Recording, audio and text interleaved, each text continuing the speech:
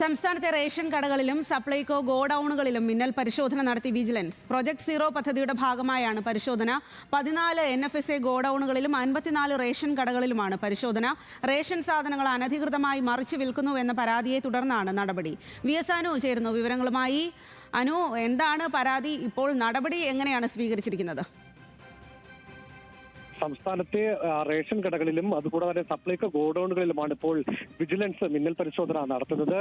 Operation ഭക്ഷ്യസുരക്ഷ എന്ന പേരിലാണ് നടപടി. നമുക്കറിയാം, സംസ്ഥാനത്തിന്റെ വിവിധ സർക്കാർ വകുപ്പുകളിലെ അഴിമതി ഇല്ലാതാക്കുന്നതിന് ഓപ്പറേഷൻ സീറോ പ്രോജക്ട് നടപ്പിലാക്കുന്നുണ്ട്. ഇതിന്റെ ഭാഗമായിട്ടുള്ള പരിശോധന എന്നാണ് ഇപ്പോൾ വിജിലൻസ് അറിയിക്കുന്നത്.